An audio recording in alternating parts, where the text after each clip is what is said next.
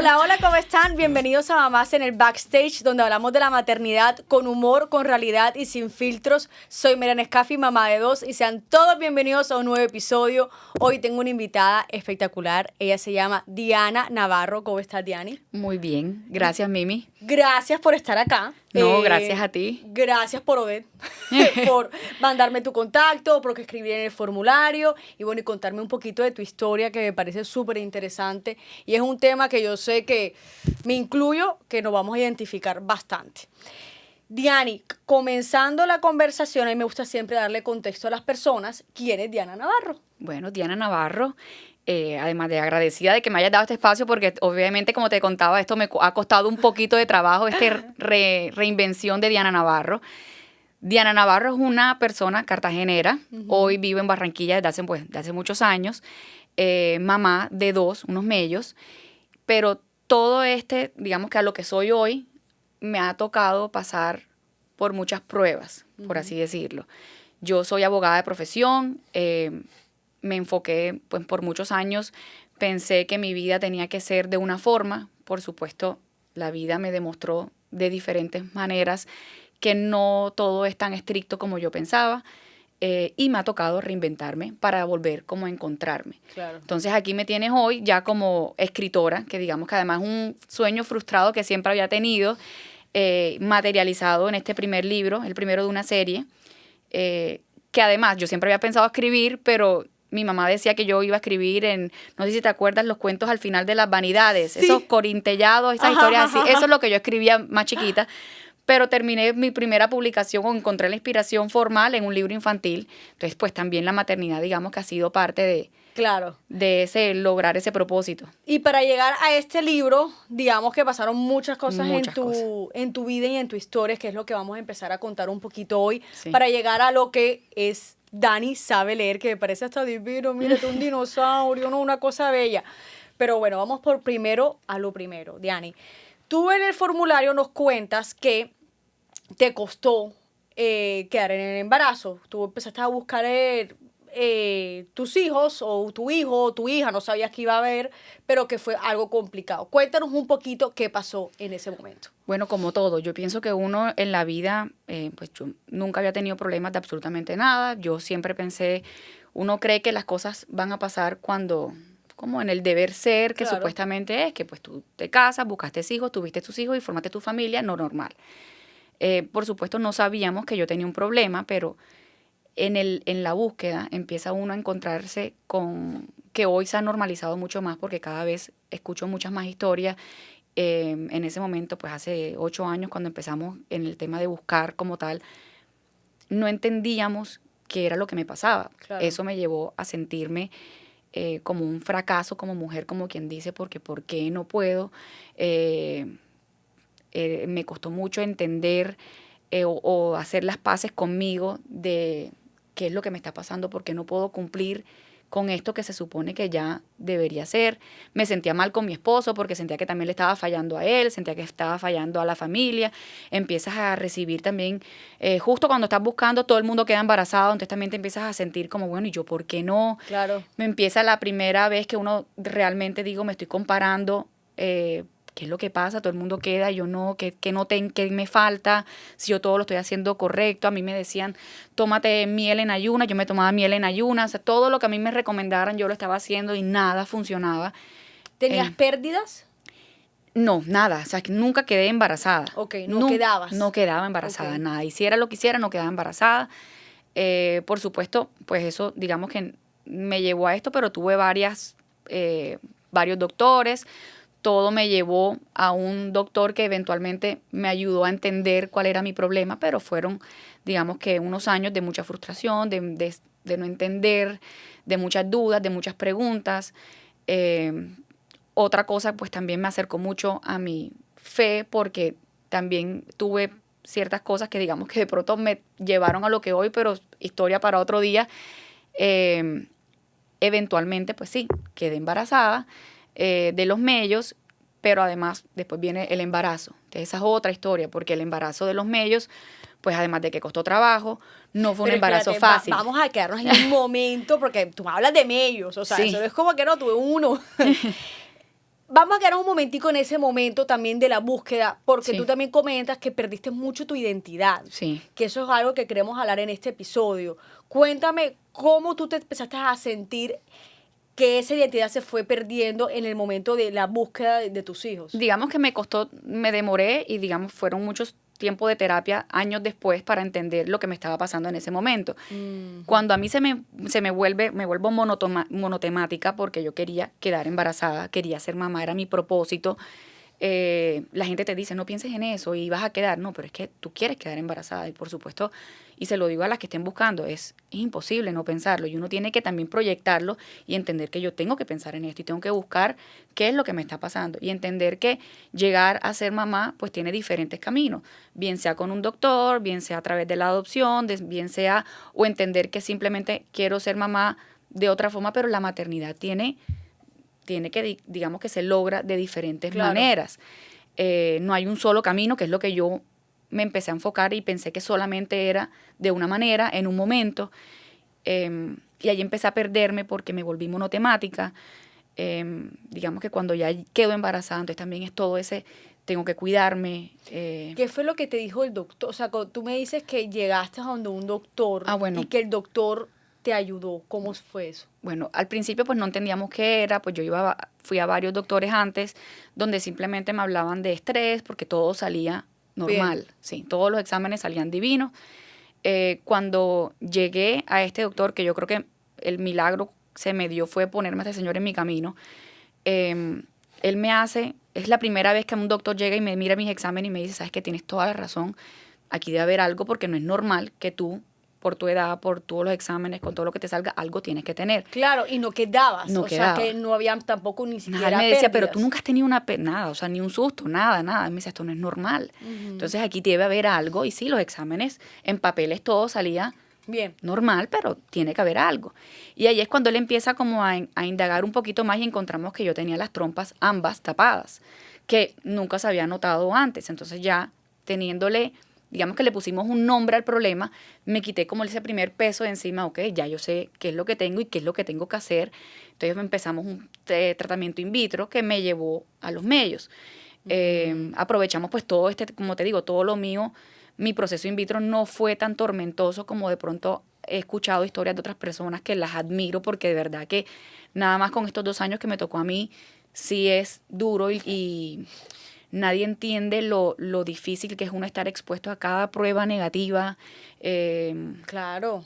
Es complicado. No, claro, y algo que también estábamos comentando, que te quitaste un peso de encima, pero te llegó otro porque tú dijiste, así yo no quería quedar embarazada, yo no quería un in vitro, o sea, porque no quedé de la forma que, Todo el mundo entre decía. comillas, todo el mundo queda. Y en ese momento era muy tabú todavía. O sea, Claro. hablar de in vitro, todo el mundo era como un misterio, como que vas a quedar embarazada. Pues aquí tenemos, nuestra sociedad es muy católica y le ven como el problema a que estés Que no es buscando. natural. No es natural. Entonces también era como todo ese misterio alrededor de estar yendo a un doctor, te vas a hacer in vitro, pero ¿por qué? Es más, terminé volviéndome que a mí cada vez que yo llegaba a un lugar, yo hablaba del tema. Mira, es que mis hijos son in vitro. Y no tienes idea la cantidad de gente que yo a veces por hablar, que ni siquiera me conocen, pero que me escucharon conversar, después me piden mi teléfono y me han llamado, oye, mira, es que yo estoy en este proceso, pero no se lo he dicho a nadie, y ven acá, tal. Pero cantidades de personas que les ha costado o que en sus casas también se vuelve un tema o el marido no se atreve a. Entonces, todo eso ha llevado. Sí, da hay personas y no debería ser que le da como pena o mejor no lo dicen mucho para que no empezar como comentarios o preguntas que de pronto también Exacto. pueden ser incómodas para la persona. Exacto. Algo importante también aquí que me gustaría también resaltar, que la persona que hace un in vitro no es porque un día va un doctor y dice, ay, hoy tengo ganas de a ver cómo quedar embarazada y vamos a hacernos un in vitro, ¿me Exacto. acompañas? No, o sea, la persona que llega a un in vitro es porque ya pasó por duelos, por no quedar embarazada o por pérdida gestacional o Sí. porque hay algo que no está funcionando y Sí. quiere ser mamá. Es como me decía mi doctor, hay diferentes formas, o sea, digamos que la medicina ya te lleva a eso. O sea, yo creo que el no quedar embarazada uno lo tiene que también entender a mi manera, como cuando tú tienes un dolor de cabeza. Tú tienes Claro. un dolor de cabeza, tú te tomas algo para que se te quite el dolor de cabeza. nos pasa a veces a las mujeres cuando no quedamos embarazadas que tenemos X o Y, pues tenemos que hacer algo para curar eso, para poder quedar embarazada. La verdad es que yo creo que nunca había entendido, no tenía muy claro qué se necesitaba para quedar embarazada hasta que estuve en este proceso, porque es que uno no entiende todo lo que tiene que conectarse en el cerebro. Obviamente hay unas que les funciona más rápido, pero todo lo que tiene que estar sincronizado para que tú quedes, es impresionante. Uno no lo sabe. Total. Hasta que empecé a entender qué es lo que estaba pasando en mi cuerpo y empieza uno a ver realmente, o sea, yo creo que lo que uno cree que tienes que hacer para quedar embarazado es lo básico, de todo lo que tiene que suceder. Total. La primera es la más fácil. Sí, exacto. esa es la bacana, esa es la chévere. Lo demás ya viene otro cuento. Exacto. Entonces, cuando quedas embarazada y te dicen que son mellos, o sea, cuéntame un poquito sobre eso. Entonces, cuando ya el médico me lo dijo, mira, yo creo que tú vas a ser además la propia paciente espectacular para mí porque todo lo demás lo tienes bien, que el útero lo tenía bien. Lo más probable es que te peguen los dos. Nos metimos 2 embriones. Me metieron 2 embriones, la transferencia. ¿Qué pasa? Que a veces eso también es para mejorar la probabilidad de que por lo menos pegue uno, que es lo que usualmente pasa, no siempre pegan los dos. Y ya cuando uno viene buscando, lo que queríamos era tratar de tener digamos que una noticia positiva. Muchas veces pasa que te ponen 2, no pega ninguno, o pega uno y lo pierdes, porque ya después el proceso, una transferencia es simplemente la transferencia, ya todo lo demás es tu responsabilidad. Es lo normal de un embarazo. O sea, simplemente lo que estamos haciendo es, la trompa no se iba a encontrar nunca, entonces nos vamos a saltar la trompa, que es lo que me hicieron en el laboratorio, como quien dice, y ya después la transferencia es lo que el cuerpo funcione. Diani, antes de seguir, yo creo que muchas personas de pronto también quieren saber qué es lo que pasaba con la trompa, que de pronto muchas mamás están en esa situación y pueden que tengan alguna respuesta. ¿Qué pasaba en la trompa? La trompa estaba tapada. Tapada. O sea, mis trompas estaban tapadas, no había forma de que, digamos, que el óvulo se encontrara con el espermatozoide. Entonces, no iba a quedar embarazada. Como me decía mi doctor, mira, ni quisieras como mico, porque es que no se iba a encontrar. Y teníamos que saltarnos. Entonces, ¿qué hacen? Te sacan los óvulos y ese encuentro es lo que hacen en el laboratorio. Y ya después te meten como, pasan los días de lo que se supone que dura en la trompa y ya después te lo meten en el útero y ya tú en el útero, si pega o no pega, ya es un tema de lo normal. Interesante. Sí. Digamos que científicamente tiene su proceso y pues yo no soy doctora, entonces sí recomiendo que lo busquen y lo entiendan mejor. Yo estoy aquí explicándolo, digamos que la forma más básica posible. Claro. Pero sí, entonces digamos que todo lo demás salía ok. Entonces hicimos la transferencia de 2 y pegaron los 2. ¿Y cómo te dicen eso? Obviamente uno como que, bueno, la idea era de 2, que por lo menos pegara 1. Mi susto era que se multiplicaran porque también en esos procesos te encuentras con muchas personas que llevan años buscando y tú estás pendiente de las ecografías y empiezas a escuchar las historias de la una y la otra, ¿no? Que yo llevo 7 años, ¿no? Que yo llevo 5. Y de pronto un día me tocó una que entró y salió temblando y todo el mundo, bueno, ¿pero qué te pasó? No es que me metieron 2, pero hay 3. Entonces, claro, uno se había subdividido. Entonces era mi susto, que esto se me estaba agrandando, pero no, todo, digamos que en ese momento normal, ya cumples como que, me salió positiva por primera vez en mi vida el examen positivo. Y empieza la segunda parte digamos que de este proceso porque, bueno, ya estás embarazada. Y todo iba muy tranquilo, muy normal. Pero mi embarazo, cuando ya es múltiple, de por sí múltiple, es de cuidado, como a las 7 semanas empiezo a tener un desprendimiento de uno de los dos. Entonces, otra vez el dolor de cabeza, otra vez el enfoque, solamente las dudas, la angustia. El desprendimiento era de uno de los embriones se me estaba despegando. Entonces, por supuesto, eso implica que si se termina despegando uno, pues el otro también puede sufrir. Entonces, todo era como la angustia de me acostaron. Ya eres la responsable de todo. Ya tengo que cuidarme, no me quiero mover. Entonces, también empiezas tú como, me da miedo caminar, me da miedo pararme de la cama, no quiero que me hablen, no quiero... porque yo me acuerdo un día que me provocó una zanahoria y me paré y me estaba cortando la zanahoria y como que hice fuerza, pero uno no entiende que tú haces fuerza hasta con eso. Me puse a rayar la zanahoria, no sé. Y empecé a sangrar otra vez, otro sangrado. Entonces, no, que no haga fuerza, que no te hagas esfuerzo, pero... Como que estoy pelando una zanahoria. No estoy haciendo nada, o sea, yo me paré tenía hambre, o sea, no estoy haciendo ni siquiera que estoy comiendo, ni estoy corriendo, nada. Entonces, todo ese miedo empezó ahí. Después, no, que uno de de los bebés, que no sabíamos cuál de los dos en ese momento, parece que tiene algo. O sea, pues tenía una cosita, una translucencia nucal, y eso era un síntoma de que podría venir con un tema genético. Entonces empieza otra vez ese martirio de ¿será que viene con algo, no viene con algo? ¿Están bien? En una ecografía hasta nos hablaron de que por si era muy grave, que entonces abortar uno, entonces se perdía. O sea, era una cosa que tú decías, yo no me puedo tener estas conversaciones, no entiendo qué está pasando. O sea, Cuando te hablaban de esos temas y en ese momento donde ya te sentías totalmente perdida, ¿cuáles eran tus pensamientos en ese todo, momento? o sea, mal, porque además sigo fracasando. O sea, porque no me sigue funcionando, que está fallando. En ese momento, de verdad que yo me aferré mucho a la Virgen. O sea, fue como mi desfogue. El rosario para mí se ha convertido de ese momento en acá, pues la gente que me conoce sabe que yo no soy de estar publicando muchas de esas cosas y digamos esto tampoco lo cuento sino con el que esté que lo quiera escuchar. En ese momento empecé a aferrarme mucho a la Virgen y en esos días pues tuvimos, que no sé si lo digo, no bueno. No, claro que sí. Dilo.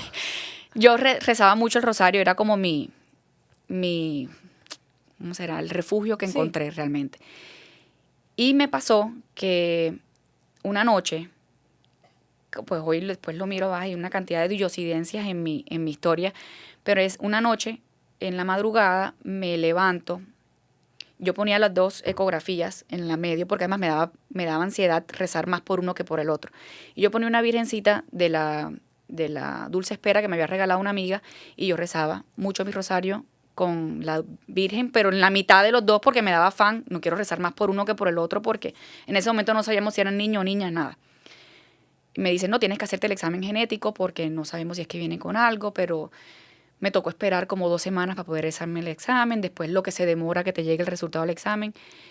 Como 2 días antes de que me llegue el resultado del examen, me pasa que en la madrugada me levanta un olor a rosas, pero no te puedo explicar el olor a rosas. O sea, de verdad que yo no tenía velas en el cuarto, yo no uso nada, o sea, nada que tú digas que justifique o Que haya una razón. una razón, nada que ver. Entonces me levanta mucho el olor a rosas y empiezo a escuchar una voz. No es que escuchar una voz, sino como que me decían, no sé cómo explicar el tema de escuchar la voz, no te preocupes que todo está bien, no te preocupes que todo está bien. Era lo que me decían, no te preocupes, era como la Virgen hablándome.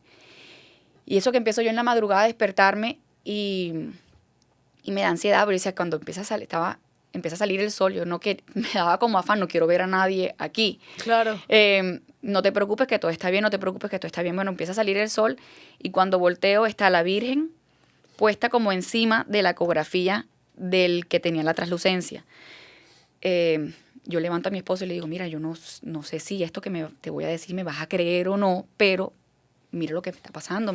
Yo no daba ni para pararme de la cama porque de verdad que quedé como En shock. en shock. Claro. Y él me dice, no, yo sí te creo, tal. Entonces empezamos a rezar los dos porque de verdad que ese tema que tú dices, aquí está. O sea, y ha sido como empiezo a mirar hacia atrás. A mí la Virgen en mi familia, o sea, nos ha manifestado o la he tenido presente de diferentes formas. Esa fue una que la sentí de verdad que yo misma y tengo, digamos que es mi testimonio y sé que estuvo presente, pero a los 2 días llegó los exámenes y nada, el examen salió perfecto. No sé si fue milagro, no sé si te puedo decir que fue que simplemente me estaba dando ella la tranquilidad de que todo estaba bien, que no me preocupara, pero fue una forma de quitarme como ese peso. Increíble. Pero por supuesto te llega el resultado y dices que no está. Cuando nacen, pues, de ellos cuidado, me tocó quedarme acostada mucho tiempo. Cuando ya nacen, ese día que nació, en plena pandemia, que también fue otra tragedia. O sea, fueron en plena pandemia. Plena pandemia, es más, yo cuando nacen tengo una hemorragia y los primeros 2 días los recuerdo muy borrosos. Nacieron en el hospital, solamente estaba mi esposo, no podía entrar más nadie, los dos solos, a él le tocó solo como dice él, a él le tocó el primer, yo no lo vi ni siquiera, ¿cómo se llama?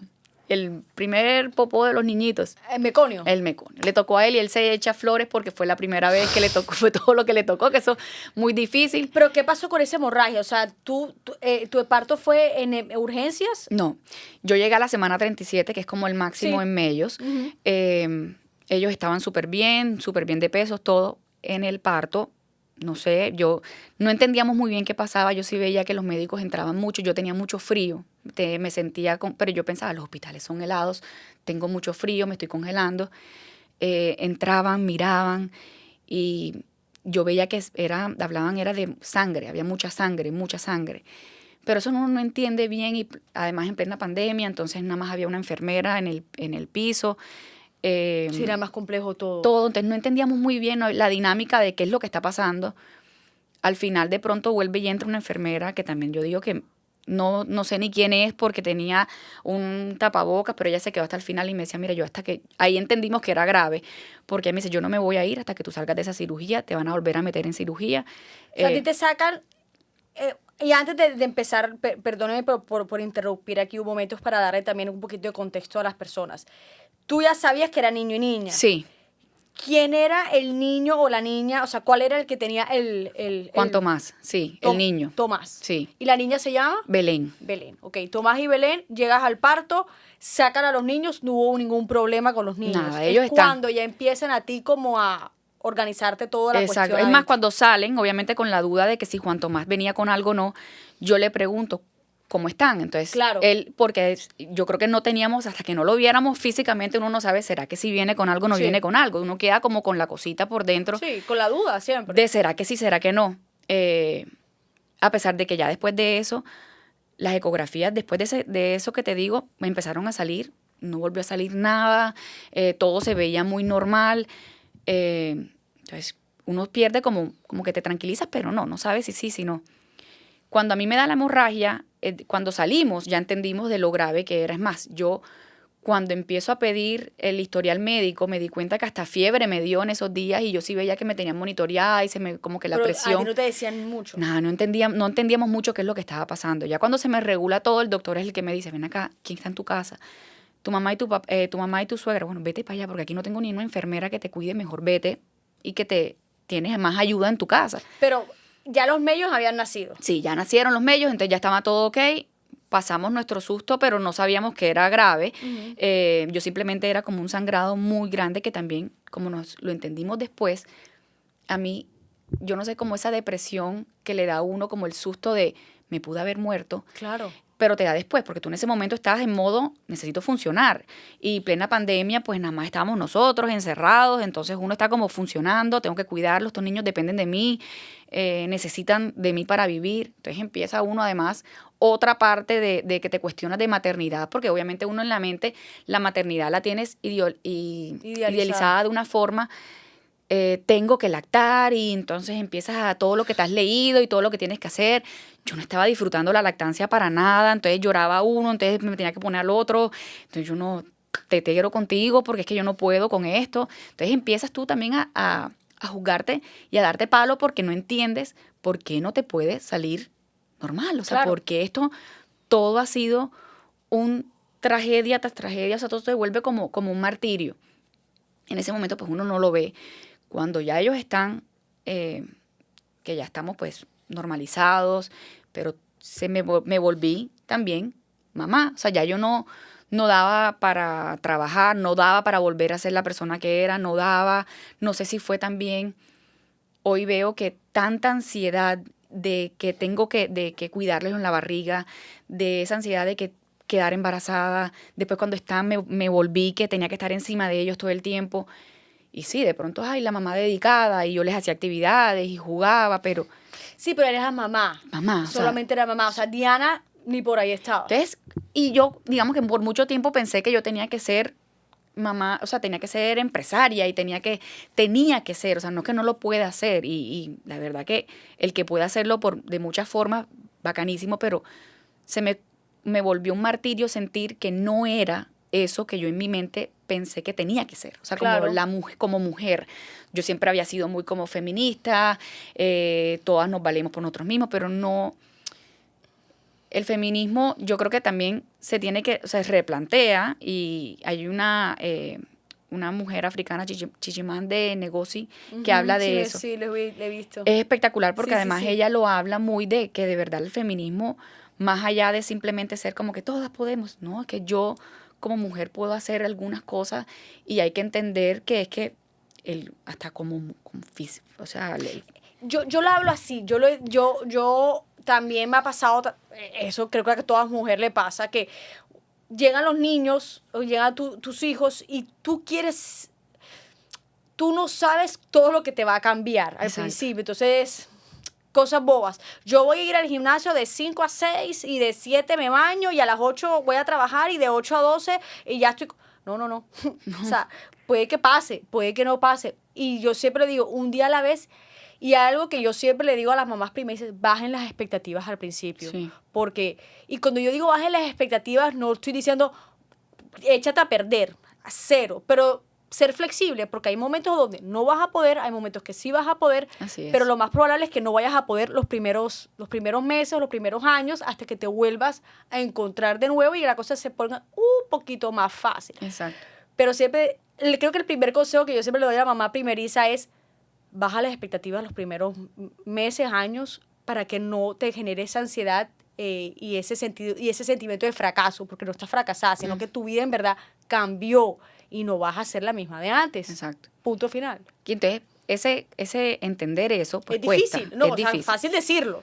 Pero en la práctica, entonces, ¿qué me estaba pasando? Por ejemplo, a mí particularmente, llegaba un momento en el que yo tenía que tener, o sea, hago esto, después hago esto, y los primeros años de los niñitos de pronto me parecía, todo fluía, pero por supuesto ellos van creciendo y empiezan los problemas a incrementarse. Pues no problemas, pero cada reto Es más aumenta. demandante. Exacto. Y estás teniendo estas personas que las estás teniendo al mismo tiempo y necesitas hablar con ellos y tú también estás un poquito perdida, pues no te reconoces en el espejo. Cuéntanos un poquito ahí, Diani, o sea, ¿cómo te sentiste, cómo te empezaste a sentir tú y cómo te fuiste perdiendo y cómo fue perdiendo tu identidad? ¿Qué emociones sentías, qué sentimientos, qué pensamientos? Cuéntanos un poquito de Exacto. eso. Entonces, imagínate que todo esto que yo te decía de que me ha costado y todo era como un dolor constante y uno luchando con ser feliz, con ser bien, seguir siendo esposa, seguir siendo mamá, seguir siendo hija, hermana, o sea, todas esas cargas, cuando quise sacar la cabeza o darme cuenta, era, por ejemplo, me di cuenta que la escritura, que había sido para mí un refugio toda mi vida. Yo siempre he tenido diarios de que estoy chiquita y siempre había tenido, hoy lo llamamos journal porque para no llamarlo diario, Pero la forma más estética. sí, pues más adulta. Pero siempre había escrito y tenía una columna de opinión y siempre era como mi desfogue, la Claro. escritura. Y por una época traté de ser bloguera y tuve un blog que hablaba de locuras, pero llegó un momento en el que yo me podía sentar enfrente del computador o del cuaderno y no me salía ni una frase. Imposible, era como si me hubiesen apagado el chip de donde viene la escritura, nulo, no daba para escribir nada. Entonces me iba 100% perdiendo. Entonces estaba en un montón de, no doy para trabajar, no me encuentro, o sea, siento que tienes el síndrome del impostor porque sientes que te has perdido, no tienes ni idea de nada, tratas de encontrarte, ni me siento la mejor mamá, ni me siento la mejor trabajando, entonces empecé como a perderme 100%. Y empiezo a ver además que esa maternidad donde yo me estaba enfocando y tengo que ser mamá y la actividad, y entonces le pongo aquí el librito, la cosa, les leo, le pongo a meterme a ser la mejor dentro de lo que puedo, y empiezas a compararte además todo el tiempo con redes sociales, tal, que eso también te genera unas Mucho más expectativas. ansiedad. Exacto. Entonces, empiezo a ver que entre estos dos niños que están creciendo a la par, empiezan a ver también comparaciones y diferencias. Entonces, o sea, te pones tú con ellos y dices, ¿cómo hago yo para explicarles a estos niñitos de 2 años y medio, 3 años, cosas que para de pronto a uno, hablándolo como si estuviéramos hablando tú y yo, lo podemos entender, pero con unos conceptos que de pronto para ellos todavía no tienen ni la capacidad para entender? Entonces ahí empecé a ver cómo, pero más que todo, digamos que la escritura o encontrar este libro no solamente ha sido una herramienta para ellos, sino que fue una herramienta para mí. O sea, esto nació realmente, y lo digo, de una necesidad mía. Yo necesitaba encontrar un lenguaje, yo necesitaba enfocar, o sea, como encontrar la forma de decir, voy a hablar de esto, ¿cómo lo hago? Entonces yo les leía mucho y me di cuenta que ellos con los libros se enganchan mucho más con la historia del animalito que le pasan cosas. O sea, es mucho más fácil tú explicarle a un niño lo que está pasando cuando se ponen desde una tercera persona y no que suene como cátedra o regaño o mira, es que tú te estás sintiendo así. Entonces es fácil decir no te compares. Pues si nos enfocamos en la parte de la comparación, que además fue lo que más me estaba pasando a mí, yo me estaba comparando con todo el mundo y ves a la que trabaja y va a la oficina y después llega a la casa y lleva a las hijas a baile y yo estaba agotada y a mí no me daba emocionalmente la vida para eso. Total, y uno siempre mira al otro lado, that grass is always greener. Sí. O sea, y no es así. O Y sea, todavía sino que me pasa. Y uno se exacto y uno va madurando y va viendo como que no es tan así. Ella también tiene sus cosas, sus retos, como yo también los tengo, cada uno tiene sus retos distintos. Pero al principio de la maternidad, cuando eres mamá primeriza o en tu caso que fuiste mamá, que quisiste tener a estos niños y que fue difícil, tú querías ser la mamá perfecta en todo. O sea, si por lo menos ese era mi propósito, entonces vamos a meterle con toda. Con toda. O sea, si esto es lo que yo voy a hacer, me cambió, ahora voy a ser mamá, entonces voy a ser la mamá. La mamá. Y no es así. O sea, no va a ser perfecto. Exacto. No va a ser perfecto. Y empiezas a encontrarte también, te estás comparando, no lo estás haciendo bien, viví agotada, entonces quieres hacer 1000 planes y llevarlo a todas las cosas, además que esa vida social.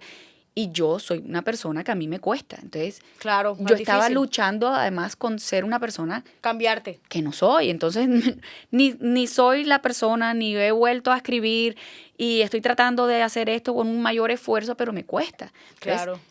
Cuando de pronto empecé, entonces ahí, por ejemplo, nacieron estos personajes a los que curiosamente les pasa todo lo que pasaba en mi casa, les empezó a pasar a Dani y a Lili.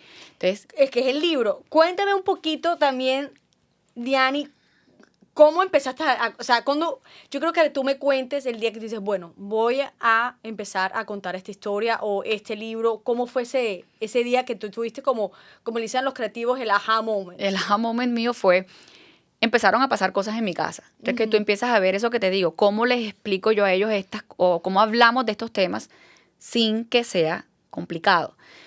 Entonces, saqué mi celular un día y creé estos personajes, Dani y a Lili. En ese momento les encantaban los dinosaurios también. Era como la manera que yo, para que se conecten con algo que les guste. Y empecé a escribir a Dani y a Lili y les pasaban cosas. Por ejemplo, que es el primero de la serie. Porque se llama Dani sabe leer. Exacto. Entonces, este es basado en la historia real. Mi hijo Juan Tomás empezó a leer muy temprano. Belén, su mella, además, empezó a ver como esa atención que él recibía, tanto las emociones positivas como lo negativo, porque también cuando yo llego por primera vez donde la psicóloga era también, ven acá, es que él se frustra mucho, no entiendo qué le pasa, él es calladito, entonces tú escuchas los comentarios, ¿será que es autista? ¿Será que no sé qué? Entonces empiezas tú como a recibir información por todos lados y no sabes realmente. Y ahí empieza también Diana a perderse también la Claro, identidad. entonces, a ver, Diana dice, Dios mío, ¿qué está pasando? Y esa lucha de entender lo que es distinto, entonces empiezas a justificarte porque no, entonces no tiene nada, él es normal, pero sí, es normal, claro que sí, pero necesita una atención distinta y ella también necesita una atención distinta. Entonces empiezas tú también a darte duro en la espalda porque dices, ¿cómo hago yo para hacer lo mejor para él también? Y aprender. Entonces me tocó otra vez estudiar y cómo hago empezó a leer, pero yo no soy profesora. Entonces, ¿cómo le hago para incentivarle la lectura y enseñarle a que tiene Imagínate que 2 años y medio. Entonces, y solo, entonces nos dimos cuenta de casualidad, pero también es un niño, entonces no es que él leyera, no es que tú le digas a él, después empezó a multiplicar, por ejemplo, y tú hoy en día no le puedes decir a él, ¿cuánto es tanto por tanto? Él lo sabe, pero no necesariamente te va a responder porque su cabeza, o sea, no es que te responda directamente o no es una calculadora. Claro. Entonces, eso tampoco, ¿cómo le explicas a él que su cabeza funciona distinto? Hoy en día ese es el otro reto que tengo, cómo le explicas a la gente, hacer que le entienda que la gente también a veces, como ya sabe que lee o que ya sabe que multiplica, le empiezan a hacer esas preguntas y él a veces se siente como atacado.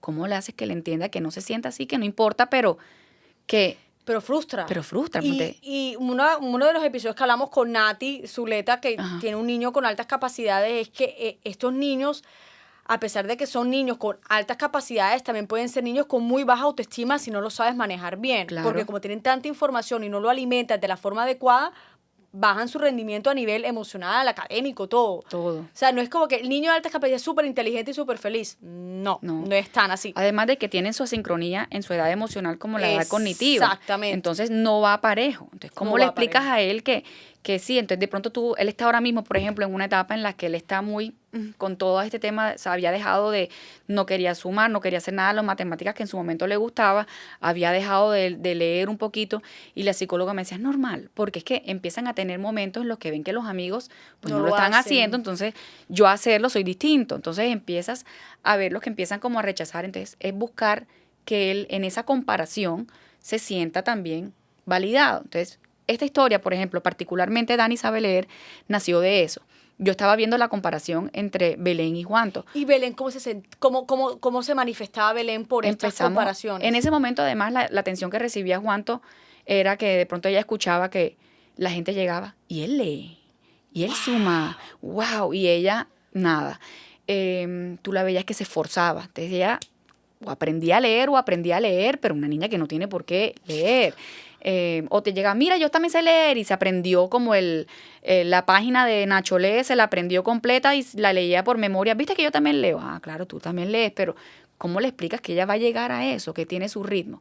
Entonces, Dani y a Lili le empezaron a pasar cosas que pasaban en mi casa. Entonces, aquí Dani aprende a leer antes que Lili, y Lili se siente frustrada, Lili siente celos, Lili deja de estar con su hermano, porque veíamos que en la casa, por ejemplo, un día nos pasó que un día llegó y cortó las sábanas de su cama. Y llegó, mira, corté las sábanas, pero también buscando esa atención, hasta regáñame también, porque ella quería que uno le prestara atención, pero uno no te va a decir, préstame atención, sino que está pidiendo atención. Manifestada de otras maneras. Exactamente. Que tampoco nos dimos cuenta, pues uno no le pone el nombre en ese momento, sino que después con el tiempo, cuando empiezas a trabajar, bueno, eso es lo que le estaba pasando y tiene otro manejo para ella. Con los cuentos me pasó eso, que yo lograba decirle, ¿te acuerdas? Mira cómo le pasó a Lili. Y Lili eventualmente se da cuenta que ella puede trabajar, tiene otras cosas que su hermano no tiene, y que cuando trabajan juntos crean cosas maravillosas, que es lo que pasa en el cuento. Diani, cuando tú empezaste a escribir este libro, ¿cómo te empezaste a sentir? ¿Empezaste a sentir que la identidad volvió, o que una parte de Diana que, como habías dicho, se había apagado, se fue prendiendo? De nuevo, o sea, fue como el boom. Como te digo, es el primero de una serie. Son muchos cuentos que yo les escribí y comenzaron en el celular. Todos estos cuenticos de Dani y Lili basados en diferentes cosas que nos pasaban. Un día se lo leía al hijo de una amiga mayor y le gustó, y ella me dijo, ¿tienes algo aquí? Entonces fue cuando dijimos, bueno, vamos a ver si cumplo este sueño, y empecé a hablar con editoriales. Llegué a la editorial Mr. Momo, que son españoles, y les gustó, y empezamos con el cuento de vamos a formalizar este tema. Yo tenía muy claro, además, cuando les mandé con la ilustradora Carmen Blanco, que también es española, yo mandé hasta un mood board con los colores, lo que me imaginaba tal cual la portada. Yo tenía muy claro en mi mente cómo lo quería como proyectar. Pero sí, ya empecé a encontrarme, ya me siento que digamos que la escritura para mí ha sido mi pasión, y qué rico ya encontrarme en ella, y hoy en día es lo principal en mi vida han sido estos libros. Entonces, ahora le trabajo al tema Diana Paola como escritora. Claro. O sea, me reinventé, como quien dice. Ahora soy una persona nueva, y la maternidad se la agradezco porque me ha llevado a esto donde estoy hoy. Claro, claro. Entonces, es más, lo divino ha sido, más allá de solamente escribir, tú no tienes idea de la cantidad de gente que también se me ha acercado a decirme, oye, fíjate, yo siempre había querido escribir un libro y no me he atrevido, qué rico que lo atrevo. O sea, si de pronto, más allá de solamente escribir, sirvo de inspiración, pues bacanísimo también, porque es que a veces nos pasa que creemos que solamente podemos ser una sola versión de nosotras, y no nos damos cuenta que de pronto podemos cambiar, o en el camino decir, ¿sabes qué? Es que yo ya no estoy como tan de esto. De pronto este es mi midlife crisis también. Estoy ya en la mitad y yo me quiero mirar hacia adelante y digo que quiero ser estos próximos 40 años de mi vida, ¿para dónde quiero ir? Entonces mirar allá hacia adelante, no que tenga 40 todavía. No. ¿Cuántos tienes? Vamos a ver. Es que hay algo que la sociedad nos impone, es que si a ver, uno se gradúa del colegio muy pequeño y uno escoge una carrera muy pequeño. O sea, si tú te pones a pensar, tú escoges tu carrera que a los 18 años, 19 años, 18 años, Exacto. pues tú eres un mojón. O sea, tú eres chiquito y escoges una carrera y de pronto, como dices tú, a lo largo de tu vida empiezas a madurar, empiezas a buscar otros intereses, pero hay muchas personas, o mucha de la sociedad dice, no, tú ya escogiste derecho, te puedes ir para otra cosa. ¿Por qué no? Exacto. O sea, es cambiar un poquito como el chip de decir, tienes 35, tienes 40, tienes 45 y ya no quieres estudiar ejercer el derecho o cualquier otra carrera. No, no quiero. Ok, dale, cámbiala, hazlo bien. Exacto. Hazlo bien. No estoy diciendo ahora que como que, haz lo que quieras. No, hazlo bien, pero no te quedes frustrada. Sí. Porque ahí es cuando empiezas a perder tu identidad, te sumerges, que es algo que yo quiero que las mamás no lo hagamos, sumergirse solamente a ser la mamá de, yo soy la mamá, no, tú no eres la mamá de, tú eres Diana, tú eres Mariana, que eres mamá de, pero también soy esto, esto y esto. Exacto. Para que cuando ya pase, cuando los niños crezcan, tú ya tengas una identidad. Exacto. Tú tienes tu pasión, tus valores, tu vida, lo que quieras decirlo. Así es.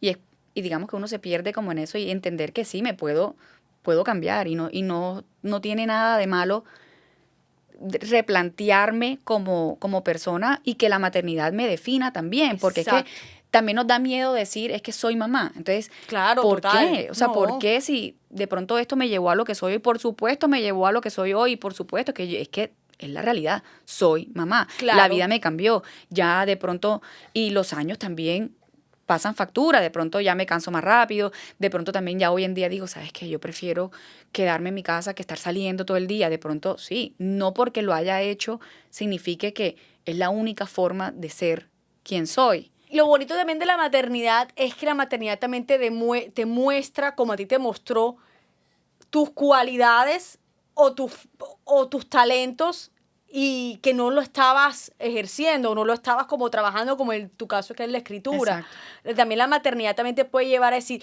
oye, a mí me encanta este tema, porque no estudié tal cosa, quiero aprender de esta cosa gracias a mis hijos, Sí. estoy aprendiendo de otra manera de ver la crianza o de ver la vida o de ver lo que la persona lo vea. Sí. Entonces es bonito también ver que la maternidad también te ayuda a que no solamente soy mamá de, como estaba diciendo, sino como que gracias a la maternidad me llevó a ver la vida de otra manera. Y entenderlo también. Y entenderlo. Por ejemplo, a mí con me pasó que también uno se compara, o sea, la comparación, digamos, que es algo que uno no puede... Fatal, horrible, todo el mundo se compara. Pero es la realidad, entonces no podemos luchar contra eso. Digamos que yo he tenido momentos en mi vida donde yo he cerrado Instagram un par de veces y sí, digamos que frenar y te da un respiro y tiene su validez y es necesario también de pronto enfocarte en ti, pero es la realidad, o sea, uno no puede luchar contra esa realidad. Entonces, ¿qué buscaba yo en el cuento, por ejemplo? Y me ha servido como herramienta para mí también como adulta, porque es que hoy se comparan con los hermanos, se van a comparar con el amigo, se van a comparar con el vecino, con todo el mundo. Entonces, que la lectura te sirve, una lectura infantil, bien sea Dani sabe leer o cualquier libro, para sentarte con un niño y decirle, mira, hablemos de estas cosas, sin que sea como, hola, ¿cómo estás? Venga, hablemos de esto, ¿no? Porque normalmente los niños no necesariamente vas a iniciar una conversación amable obligándolos a tener una conversación contigo. Entonces tú vas leyendo Dani sabe leer y de pronto cuando lo hemos hecho, cuando hago la lectura con los niños, ¿quién se ha sentido así como Lili? Porque es que Lili, si tú ves aquí también la imagen, ella siente rabia y ella es algo supremamente real. Entonces, ¿quién se siente así? Entonces tú ves que hay uno que levanta ya, yo me he sentido así. Yo, claro, porque es que es normal, pero ¿cómo hacemos para normalizar el que te comparaste? Ok, ¿qué te parece? ¿Ella qué hace? No, es que sabe leer y yo no puedo. No puedes todavía. Llegarás a eso. Te ha costado más. ¿Qué podemos hacer para mejorar eso que tú quieres lograr? Un ejemplo que yo me ha parecido espectacular y suelo dar cuando leo con los niños, cruzar el pasamano. Y nos ha pasado, ha sido súper real porque en mi casa pasó, Belén es muy ágil y ella aprendió a pasar el pasamanos mucho antes que Juan Tomás porque tienen esas diferencias.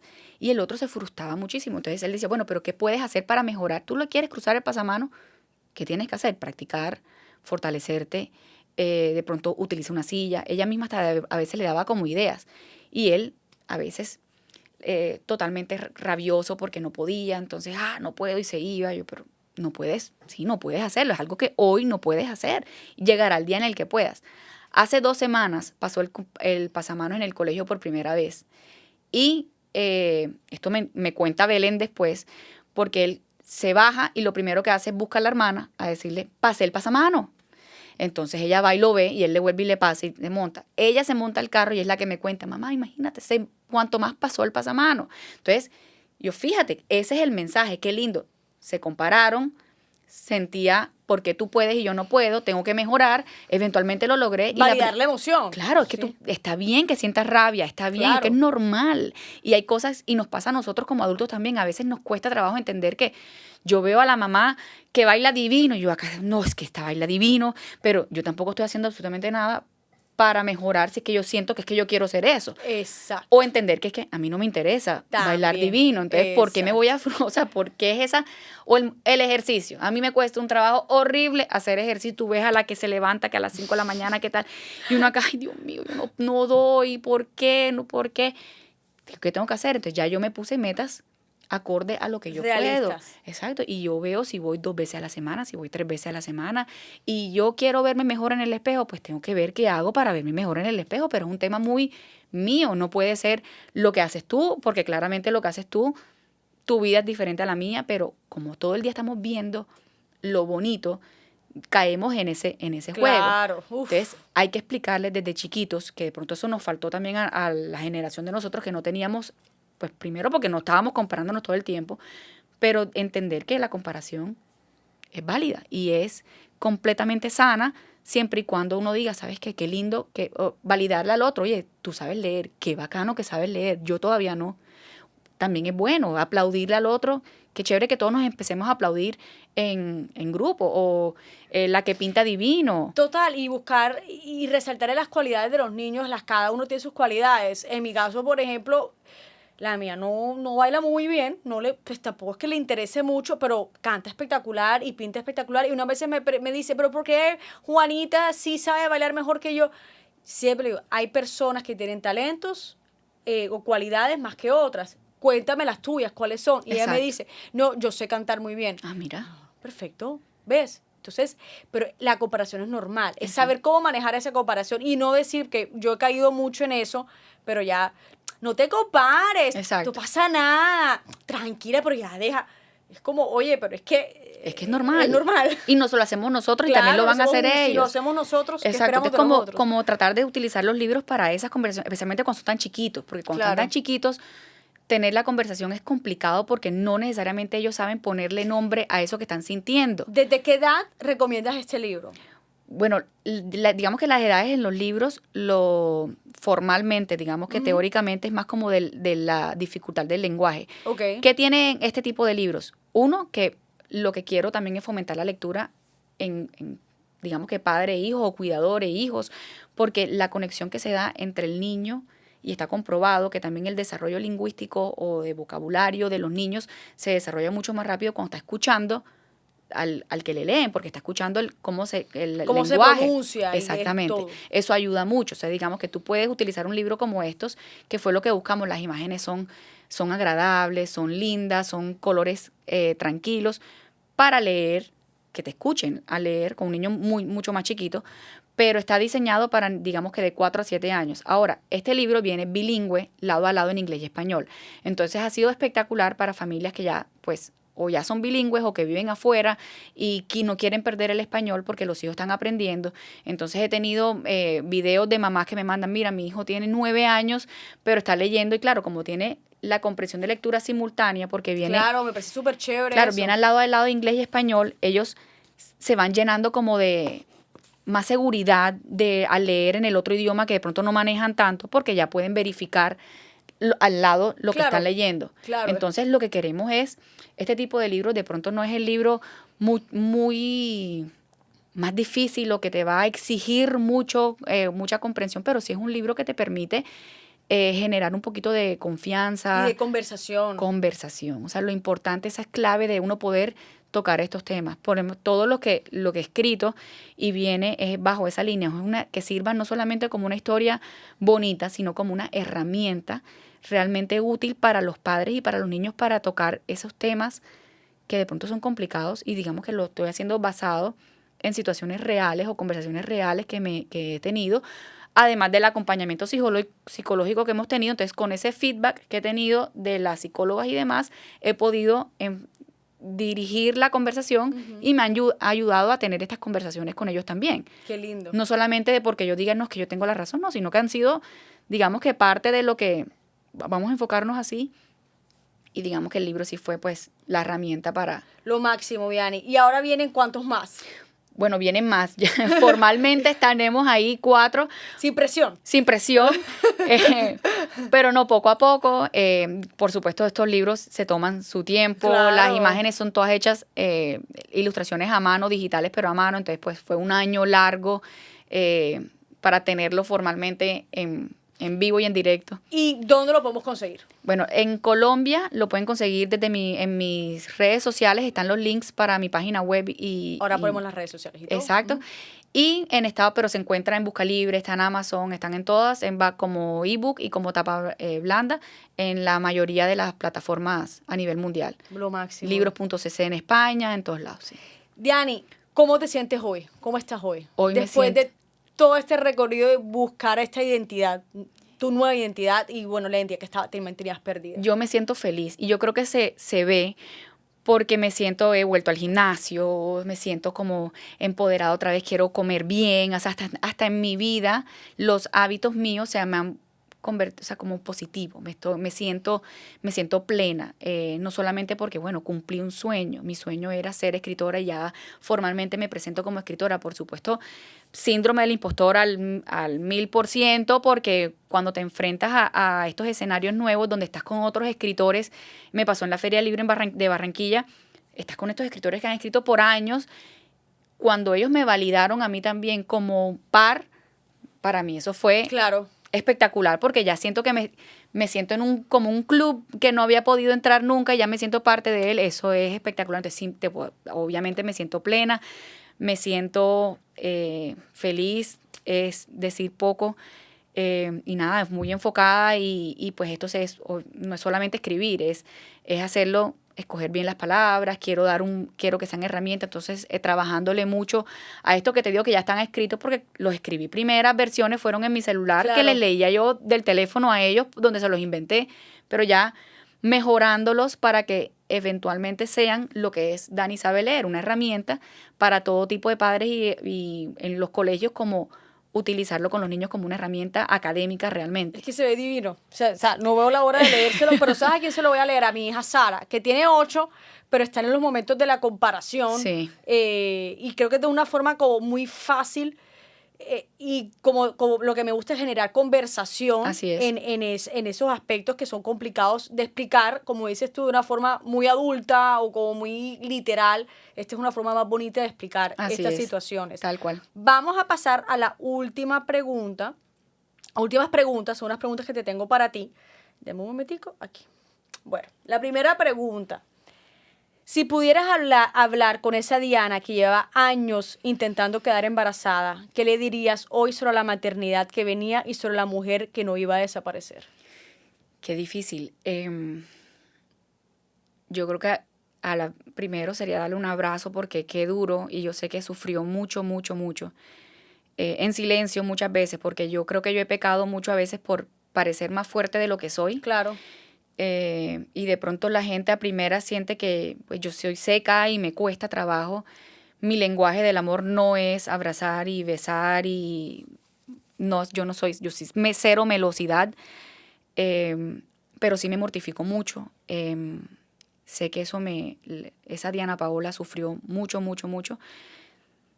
Y decirle que se relaje no sería como el mensaje, sino más bien tómate tu tiempo. Tómate tu tiempo. Tómate tu tiempo, todo tiene su momento. Sigue investigando, sigue siendo tú, porque eso fue lo que me llevó eventualmente a lograr encontrarme, fue esa persistencia de decir yo, y digamos que yo sabía que yo quería una cosa y tenía que buscar la manera de lograrlo. Entonces, no quedarme con una sola versión, sino de pronto sí he tenido siempre la posibilidad de ser una persona de las que investiga mucho, Claro. de que no se traga entero. Entonces, eso me permitió abrir tanto en la parte espiritual como en la parte de medicina y lograr encontrar un balance en esa vida donde encontré la solución, porque fue complicado. Claro.